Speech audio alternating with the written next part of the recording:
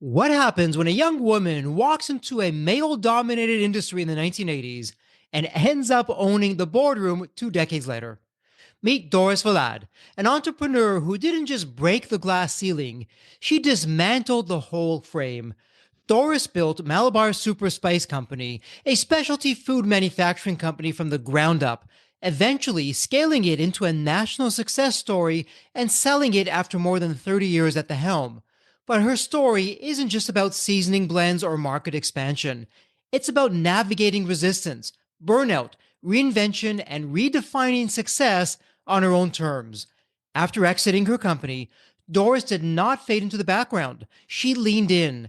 Today, she coaches CEOs and business owners with the same candor and clarity that helped her lead a manufacturing business through generational change, market disruption, and personal transformation.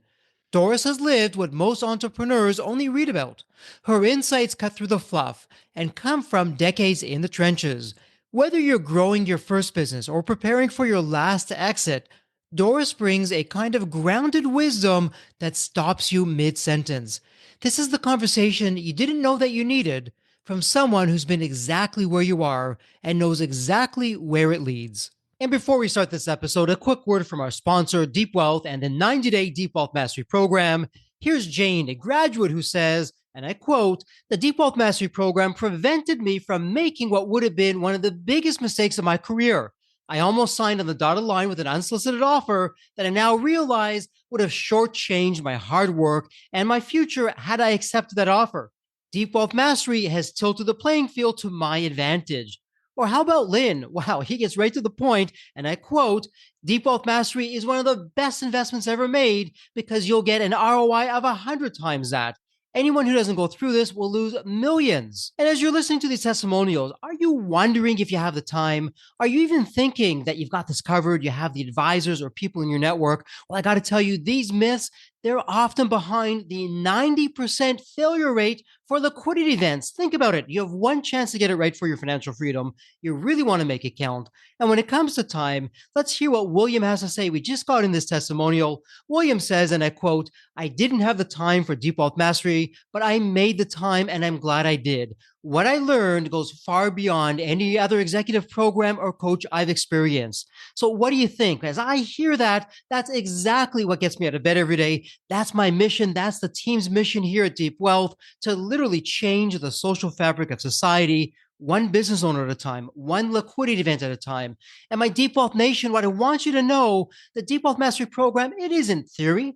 It's from the trenches. It's the only one based on a 9-figure deal. And that deal, that was my deal. You know my story. I said no to a 7-figure offer. I created a system that later on, myself and my business partners, we said yes to a different buyer, a different offer, a 9-figure deal. That's what we now call the Deep Wealth Mastery Program, or the Scale for Ultimate Sales system. It's built by business owners for business owners. So if you're interested in growing your profits, for preparing for a future liquidity event, and that may be 2 years away, it could be 22 years away, whatever the time may be, you want to do this now, and you want to optimize your post-exit life. Deep Wealth Mastery is for you. To get started, email success@deepwealth.com. Again, that's success, SUCCESS, at deepwealth.com. You'll receive all the information about the Deep Wealth Mastery Program, or better yet, why not hop on a complimentary strategy call? We'll go through exactly where your business is today and what's standing between you and your financial independence and your dreams. So that's where you want to be. You want to be with other successful business owners, entrepreneurs, and founders just like you. They're looking to grow their businesses, create market disruptions, and unlock their financial freedom to get what they deserve. And whether you've been in business for 3 years, 40 years, you're a startup, you're manufacturing, you're in high tech, low tech, whatever the case may be, come on in and network with other business owners. It's a safe space. It's a confidential space with business owners, with businesses just like you, because they all want to lock in their financial freedom and enjoy both success and fulfillment. So again, the 90-day Deep Wealth Mastery Program, it has your name on it. All you need to do is take the next step. Please send an email to success@deepwealth.com. Deep Wealth Nation, welcome to another episode of the Deep Wealth Podcast. Well, we have an alumnus from the Deep Wealth Podcast here in the House of Deep Wealth today. And Doris, welcome back to the Deep Wealth Podcast. The last time that we spoke, it was a very different world.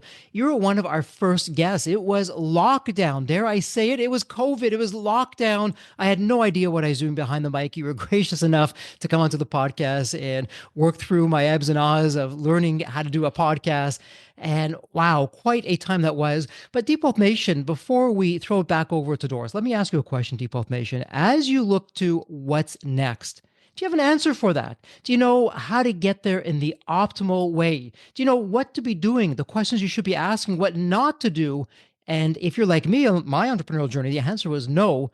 It was an afterthought for me. And so today's discussion is all about that. But I'm going to put a pause on it. Doris, again, welcome so much back to the Deep Wealth Podcast.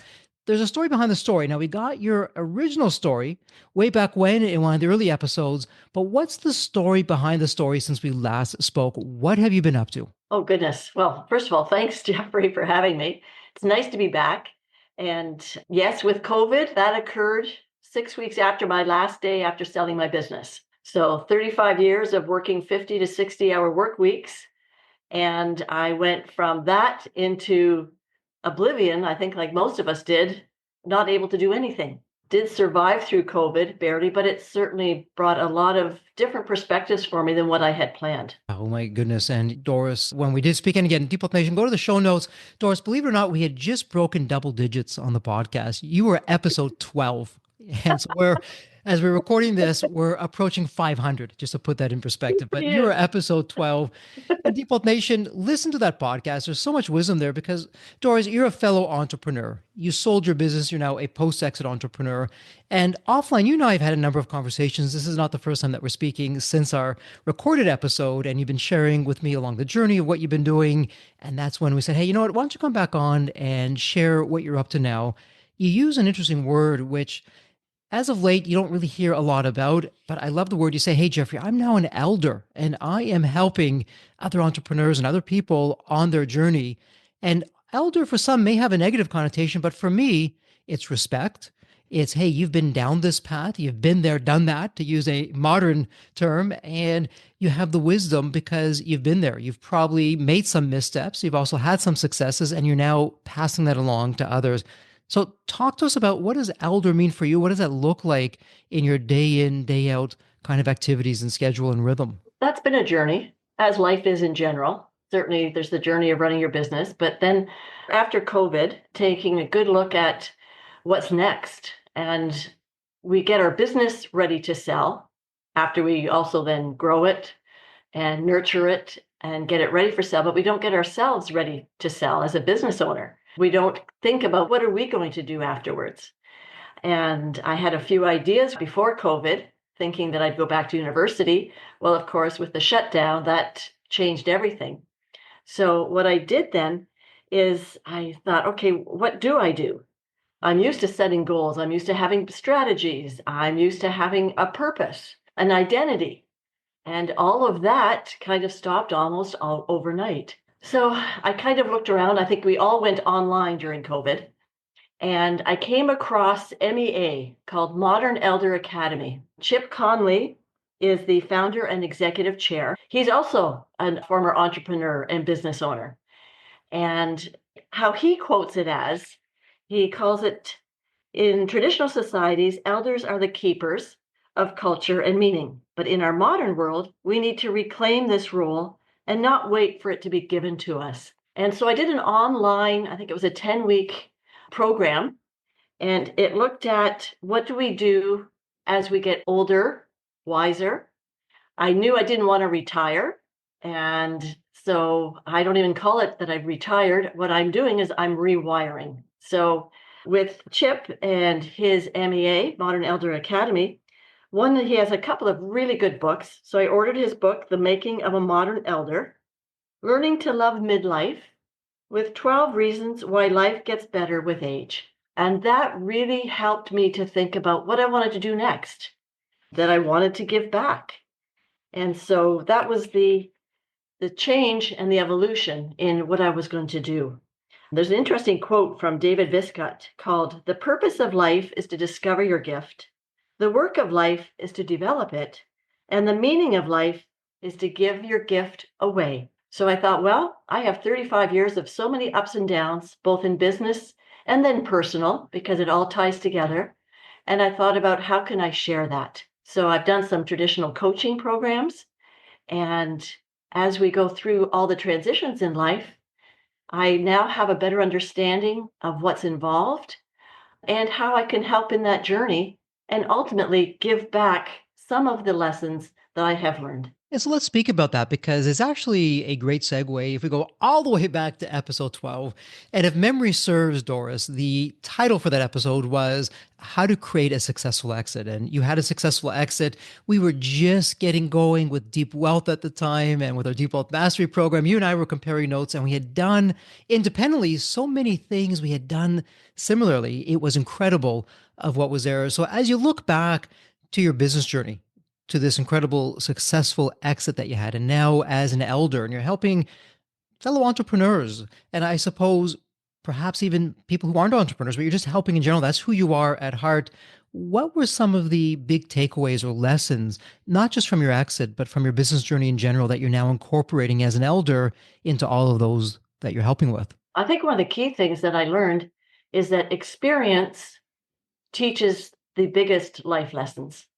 You can have a master's in business, for example, but there's so much that you cannot learn from a book and that you cannot learn in a university course. So that's been part of what I've put together in terms of giving back.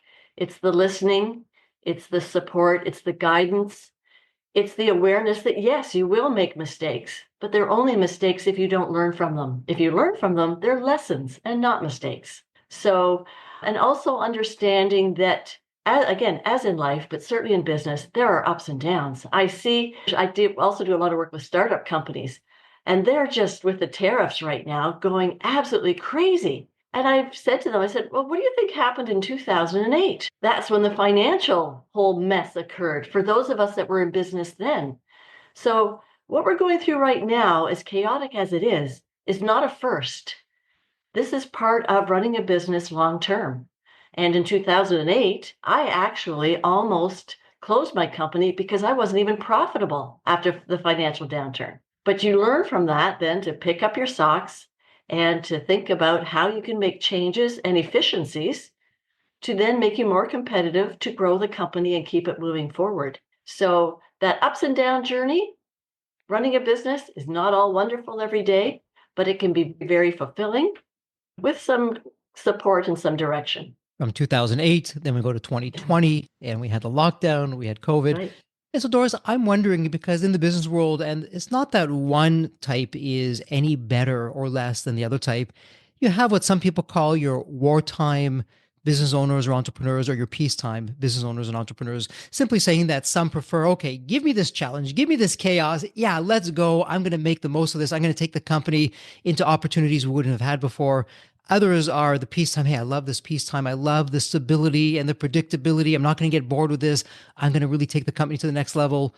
Where would you fall? Would you fall into one or the other, or a bit of a blend? Where are you on that? I'm very much looking for opportunity. I don't see risks. I like to see what can be done. Well, what can we turn around? What can we make happen?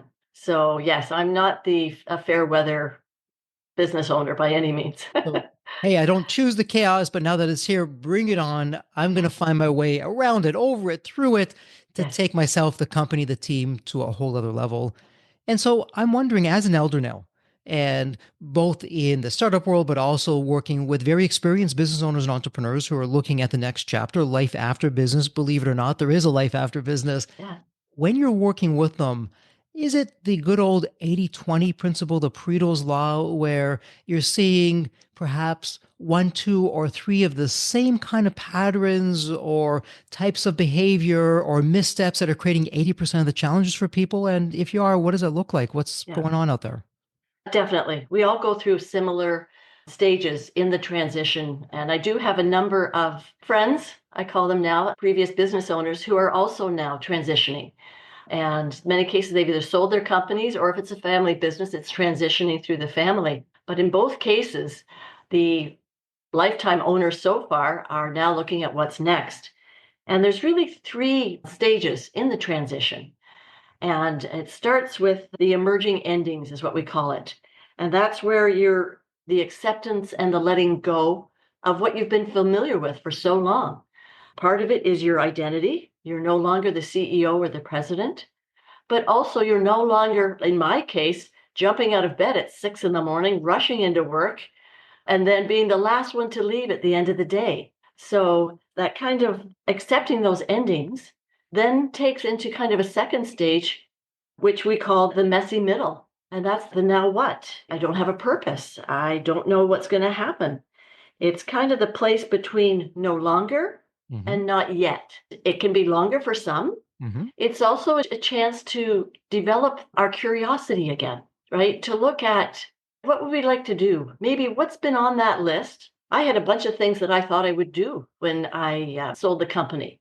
Hmm. One of them was I was going to get back into competitive sports. Well, I did try that and turned out I have mild arthritis in my right hip. Well, that changed that pretty quick. So now I've taken up golf. So I'm still active, but I'm not as competitive as I would have liked to have been, but that's okay. And so after the messy middle, then gradually comes into the new beginnings. And where we had maybe a more defined purpose when we had our business. I know in my case, I knew exactly who I was as CEO and president. However, as we get into our elder stage, we'll have maybe many purposes. So I have one purpose as a grandmother now. I have another purpose helping startup entrepreneurs. So I have found, and many of us do find, that we don't have one main overwhelming purpose or overdefined purpose, but many of them. And then we can dabble in each one and grow in each one. And that's the fun part. It's interesting, Doris, as you talk about that, I'm just reflecting in my mind. It's really, I'm going to say, a North American phenomenon where it's okay, it's me, myself, and I'm going to figure things out. I don't really need anybody else because if you go to other parts of the world, you have elders as a big part of what they do. To your earlier point of, okay, this is our culture. This is what we do. This is how we handle things. And, oh, we took a misstep here. Let's learn from that and move on with that. I would say, though, with the advent of technology, in particular social media, not to get on my social media box, that kind of thinking of it's just me, myself, and I, the self made person, has only been elevated more to the front of the lines. And yeah, I don't need these elders or old people. What do they know? They're out of date. They don't get it. And so when you're, as the elder now, working with presumably even entrepreneurs that are making a transition, they're younger entrepreneurs. And in the startup, there's certainly going to be younger entrepreneurs. What are you seeing in terms of their mindset of how they're looking to you as an elder in terms of embracing what you're saying? Or is it a little bit of a dance to test you out? To, okay, yeah, don't really fully understand her, but I can check the box. She checks out. I'm going to put a little bit of trust in her and see where that goes. What are you seeing on that front? And that's where I've been able to blend it in that the startups see me more as a mentor and a coach. And that's what they understand. And they also understand that as a mentor and a coach, I guide them. I Mhm. don't tell them what to do. However, as you mentioned, with all the one central role that they play can be very isolated. With that isolation, then can also confine the growth of not only the person, but also the company. Mhm. So having a mentor or a coach allows them the opportunity to become more vocal, Mhm. to work things through, and to realize that they're not alone and that their trials, tribulations, and their successes can be shared and celebrated. It guides them to grow faster, both for themselves and their business. So the elder component is probably intertwined with what a lot of people would recognize as a mentor or a coach. Mhm. The elder component refers more to the age. And if you have a coach who is in their earlier time of life, they don't have the same experiences that an elder has. An elder brings both the experience, Mhm. the compassion, the understanding, and the tranquil moments in life that younger coaches would not have learned yet. So that's probably one of the key differentiators, but they are similar. So, as the elder, as the mentor and the coach, now that you've had more time on this journey, what are some of the insights that you're sharing today that the Doris of 15 years ago, 25 years ago would not have been in a position to share? Anything generally speaking, anything thematic that you can share with us of some of the same kinds of opportunities you're seeing again and again that are just being missed or misinterpreted? The things that I look back on that supported me the most, and it continues today, is taking not only moments but time for reflection. To be able to sit down, I used to then, when I still had my business, Hmm. I would take weekends for just a quiet retreat for myself to reground, to regroup, and also then to take some of the noise out of the day to day that I had surrounding me. Because that noise then would bring apprehension, and oftentimes would inhibit my ability to see clearly. And so that's one thing that I still do today. Hmm. Those quiet moments, those quiet opportunities for sure. And the other thing is, as I've gotten older, and what I missed when I was in my earlier stages of business was looking for the glimmers of acknowledgement of what's going well, what to enjoy some of the successes rather than running through them and taking that with me into the next. So that's kind of a something that unfortunately I think we forget about. And then through, and I wish I had done this sooner in my business as well, was to think about what lightens up my day today that I could then focus on once the business is sold. So, and to think about how I'm going to do that. And to not being afraid to try something new. Running the business after 35 years, there, other than some of the challenges which you mentioned, Uh-huh. every day pretty well had its purpose already preset. And I knew how the day was going to go, and I Yeah. knew there'd be ups and downs. However, after I sold my business, Hmm. I started piano lessons. Now, I won't let anybody else hear me play. But it's been fun to learn something new, Uh-huh. and I thoroughly enjoy doing that. So it's just, yeah, reaching out and being more self aware. And that helps you not only in business, but through all the different stages of life. Yes, Doris, let me circle back on the two things that you shared. And you said it in passing. In Deep Health Nation, I really hope you heard what Doris was saying because to me, it's so often overlooked. It doesn't cost any additional money. The results can be tremendous. And the two things, and you can say, Jeffrey, on base or off base. The two things I heard you say was, Jeffrey, now looking back, I value the ability to take time off. And not only do I value the ability to take time off and really unplug and just decompress, but at the same time, I'm not looking forward, I'm looking backward. And in looking backward, not just looking backward for the sake of that, I'm looking at a win. Maybe it's a big win, it could be a small win, something in between, but taking that time off, celebrating a win that recently happened or happened a while back, it's something that I'm proud of. What do those two things do for you that you're not getting with what everyone else is doing? Hey, I'm going to charge ahead. I'm going to just full steam ahead and I'll sleep when it's my time is gone and I'm going to burn the candle at both ends because the market waits for nobody. Speed is everything. So what's going on there? Well, I'll give you an example of, and this is common to, I think, just about every business owner, is when we go on vacation, Hmm. what happens the first few days you're on vacation? I remember going on a cruise with my husband. We were at a trade show in Europe, going go, go, go every day, as always. Got onto this cruise ship. We were on a nice cruise around Italy. And the first 2.5 days I spent in bed with a migraine. How many business owners, the first 2 to 3 days of their vacation or more, end up sick? That's your body telling you you waited too long to take the quiet time to refocus and regenerate. And that taught me some big lessons. So in doing that, not you also then you learn to look at the forest and get yourself out of the trees. Hmm. If you're going every day nonstop, you're going to miss the big picture. You're going to miss possibly some of the opportunities that are out there, but you're also going to miss some of the areas of weakness in your company that need attention. Both of those are instrumental and key to the foundation of growth for your business going forward. And so for the entrepreneur in Deep Wealth Nation who's saying, okay, yeah, Doris, look, I hear you. We have double digit, maybe triple digit growth. And we are creating a market disruption. And yeah, that's all fine and good. We just don't have the time to do that. And look, our business success, it speaks for itself. I don't really have to worry about that. To that entrepreneur, what would you say? Be prepared for the fall because it's going to come. Uh-huh. Nobody stays successful long term without some kind of a challenge okay, or a downfall. I mean, the tariffs right now, there's a lot of companies, I'm sure, that were riding high and didn't even occur to them that this would happen. So it's going to happen. It may not even be in business, it might be a family tragedy. Life will impact your business at some point, as in a roller coaster. When it goes up, it will come down.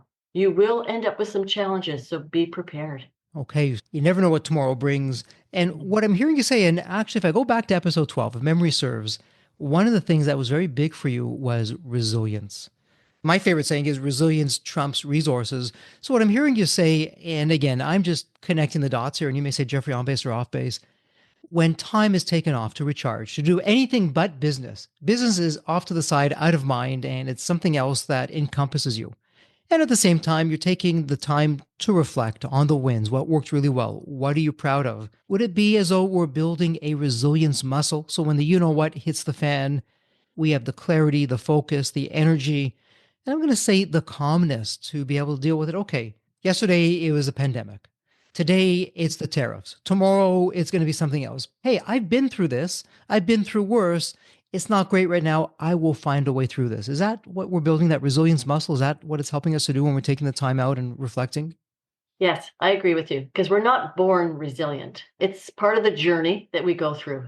And that resilience muscle is certainly something that you can learn and train. However, you do need self awareness to be able to do that. It's not, again, something you can learn in a book. It takes some practice and a lot of inner reflection and some being honest with yourself in terms of where you can become stronger. What are your resources that support you to be stronger? You don't have to do it alone either. So, yep, the resilience I put in line with also being an optimist. And so, Doris, with all of that, when I look to you, I see an incredible individual who is in a very unique club in the sense that you ran a business, it was very successful. You were not the 90% of business owners who look to exit and fail. You weren't in the category of leaving 50% to over 100% of the business value in the buyer's pocket based on the strategies that you did at the time that really put you in a league of your own. You cross that finish line with a very small group of entrepreneurs who can say, I didn't check both boxes. That's very deliberately. I'm actually exactly where I should be, having done the best that I could and getting the best enterprise value and the best deal possible at that time. So when you look back at that now and you look at what you learned from that and what that gave you, if you will, in terms of insights into life smarts, business smarts, what are you taking from that exit experience that you're now as an elder sharing with the people that you're coaching? And even if you go to the startup scene, and I know there are two different tracks, very different tracks, but also on the startup scene of what you're taking with you, any common themes or things looking back at that is embedded in who you are and how you're bringing that to the world? I think listening is probably one word that has a lot of meaning to it, takes a lot of effort, and we don't do nearly enough of it. We hear a lot of the stuff around us, but we don't truly listen. And there are gems of advice and support and lessons to learn if we would listen more. And so I thoroughly enjoy doing that now as an elder, as a mentor, and a coach, Mm-hmm. because it's not about giving advice or even telling people what to do. It starts with the listening. Doris, come on. You're giving us things that don't cost any money. They're not complicated. This can't work. So you're saying, hey, take some time off and unplug. While you're Yeah. there, reflect on your wins of what makes you feel proud. And then while you're at it, with whatever you're doing, listen as we were born with 2 ears and one mouth. So use those ears and intently listen. So easier said than done. Don't confuse simple with simplicity. What are you getting out of the listening that perhaps back in the day when you're just on your journey, maybe you weren't doing it or you weren't aware of Yeah. it? What are you seeing the difference today when you're deploying the listening side of things? Well, there are bits of advice that come along when you're listening. And the fact that I don't know everything, Mm-hmm. that's another thing. In many of the startups that I've worked with, yes, they know everything about their product or their service, and they'll automatically carry that over thinking that they know everything about business, when in fact they don't. That comes with experience, and knowing your product or your service is wonderful. But if you don't truly know yourself and your business, you will not succeed. And that comes with understanding what you don't do well, listening to your customers, Mhm. listening to your peers, getting involved in groups that will give you feedback. Mhm. But again, you have to listen to that feedback. You have to absorb it and to say, oh, I know that already. Oh, yeah, I've been there. Well, if not, what can you do? What can you do differently? What can you learn from that? And that's where the listening opens more doors for yourself if you're willing to open them. And if I'm going to be honest, and I am, and I put Jeffrey under the microscope, there were times where I pretended to be listening, but I was really listening for what I wanted to hear. And if someone said something that didn't fall into the bucket of what I didn't want to hear, I just shut down, didn't listen to it, ultimately to my detriment. Who was I fooling? I was fooling myself. I was the one that was going to suffer. So I hear you absolutely. It's not just listening, it's also putting any predispositions aside, coming in with a clean slate. I don't have to agree with it. I may even feel uncomfortable with it. I could trust but verify, if I can borrow that from Ronald Reagan, trust but verify. Really listen, though, hear what's being said, and then think about that and come to my own decision point or not, depending on what the case may be. But really having listened to the other side. Thoughts about Sure. that? Well, you brought up one key word in what you just said, being uncomfortable. If you hear something or read something or see something that makes you uncomfortable, that is the first sign of something that you should and hopefully will take the time to investigate further. Mm-hmm. Why are you uncomfortable? Mm-hmm. Why are you feeling that way? And if you could move to comfortable, what would need to happen? When you're uncomfortable, it means that there's an opportunity for change for the better. What does that look like? And how often we feel, and being comfortable isn't a nice place to be. We don't like to be uncomfortable, but growth only happens if you're uncomfortable. If you're comfortable every day, there's no reason to make changes. There's no reason to improve. There's no reason to be introspective, to look at how you can improve yourself or the business. So embrace being uncomfortable and recognize it as a sign of something for you to look at. And Doris, I'm going to ask something, and again, you can be Jeffrey on base or off base. If an individual, if I'm not, as an example, taking time out to recharge, reflecting, looking back, and intently listening, there's no way I'm going to realize I'm uncomfortable because likely my mental health is shot. My energy is shot. I'm not getting a lot of sleep. I'm not on my best game. I'm wrongly believing I'm drinking my own Kool Aid. Put the pedal to the metal. Work even harder. Stay up even later.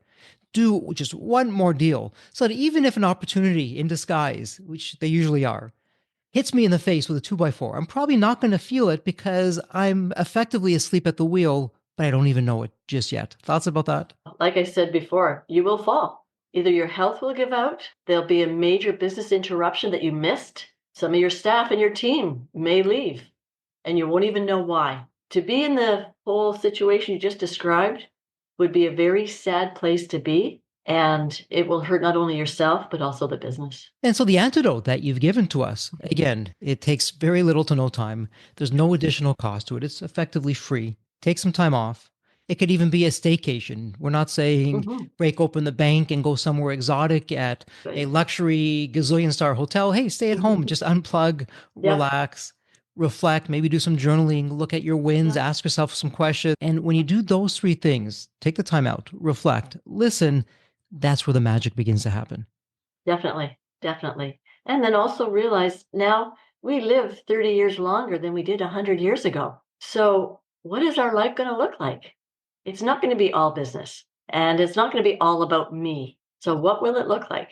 And Doris, to your point, before we go into wrap up mode here, I'm going back to the younger Jeffrey running his e learning company, still not really sure exactly what to do and figuring things out, flying by the seat of my pants. I am so thankful that at the time I did take the time out and I was intently listening to a customer who made one comment in passing that I picked up on, acted on, and that later created a market disruption. That's what led to, on my side, the 9-figure exit deal.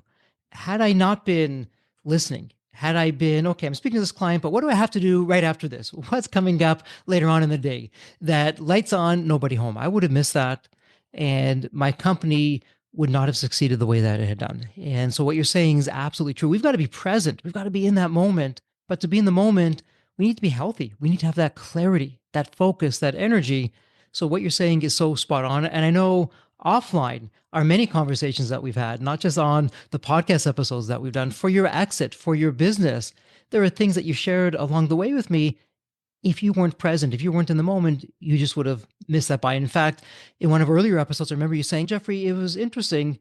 We just kept on winning all the business. And I got curious about that. And it turned out we were undercharging. That's why we were winning all the business. And only after that, we started increasing our prices. Well, yeah, we had a little less business, but we were insanely more profitable.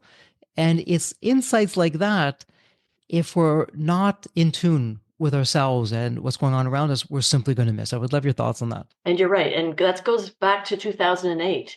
Business was going well. I had everything well in control, which as entrepreneurs, we love to think we're doing. Uh-huh. And when 2008 hit and the financial crisis, my business went into the red very quickly. Mm-hmm. And I remember, how can this happen? And this couldn't happen to me. Things were just rolling around nicely.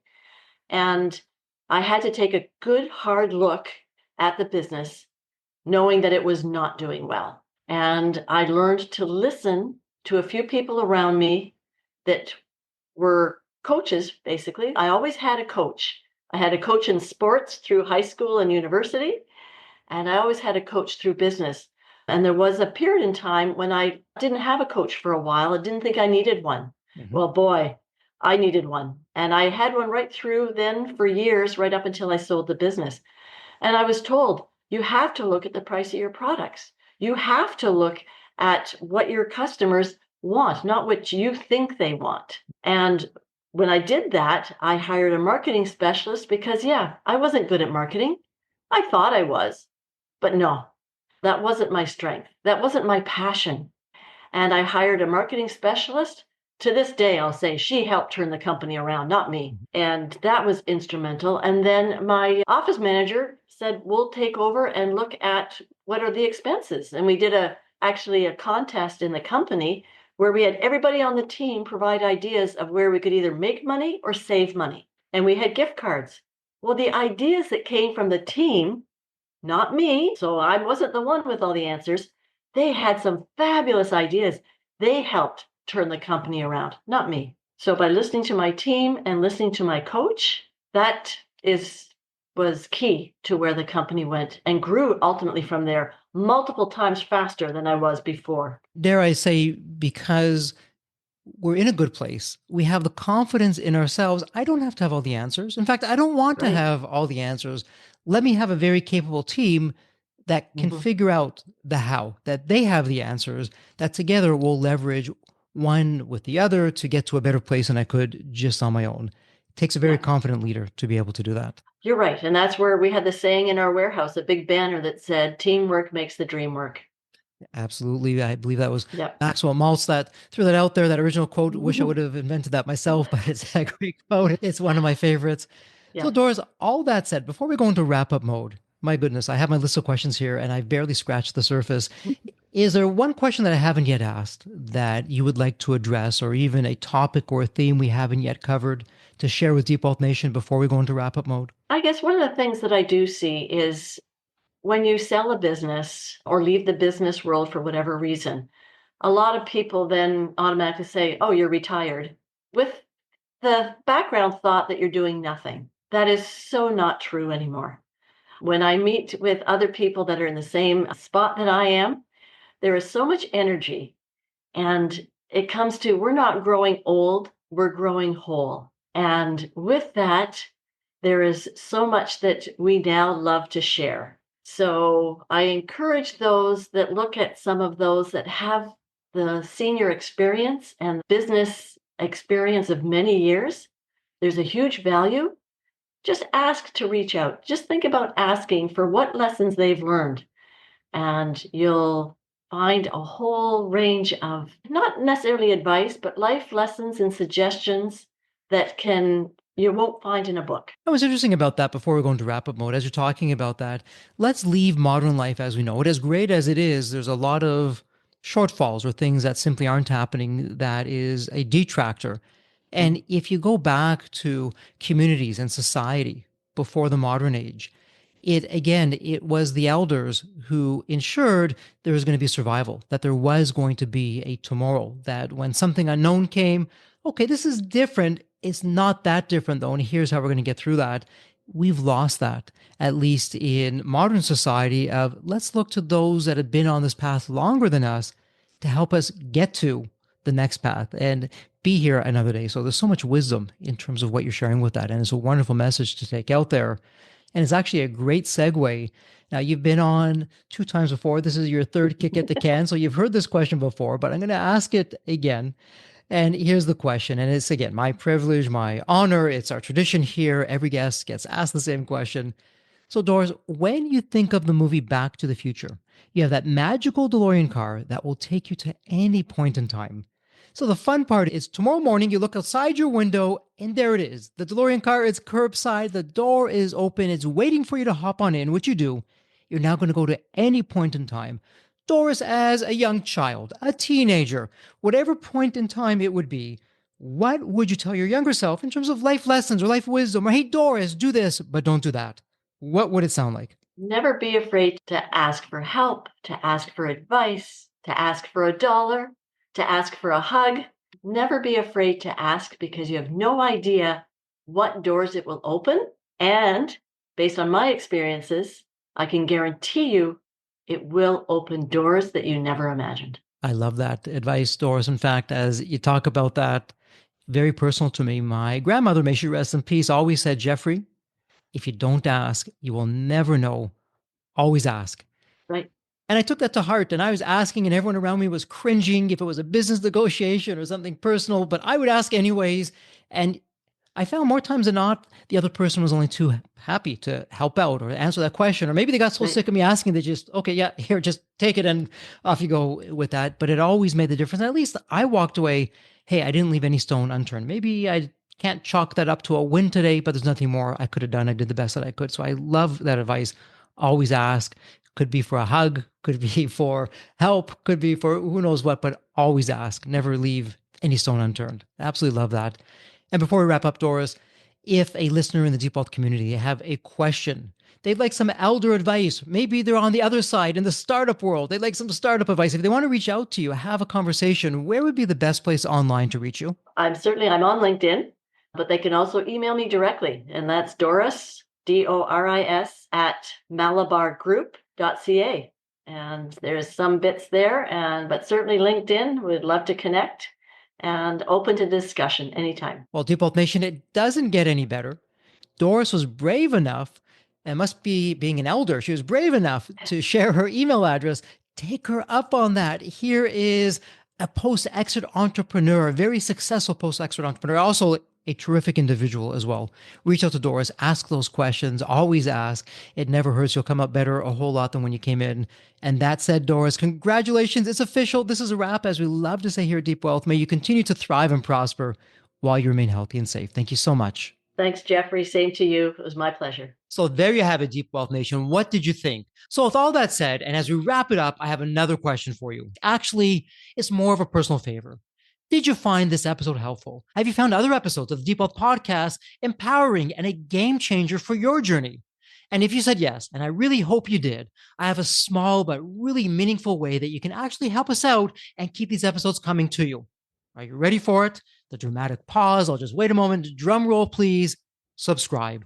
Please subscribe to the Deep Wealth Podcast on your favorite podcast channel. When you subscribe to the Deep Wealth Podcast, you're saving yourself time. Every episode automatically comes to you. And I want you to know that we meticulously craft every one of our episodes to have impactful strategies, stories, expert insights that are designed to help you grow your profits, increase the value of your business, and yes, even optimize your post-exit life and your life right now, whatever you want that to look like.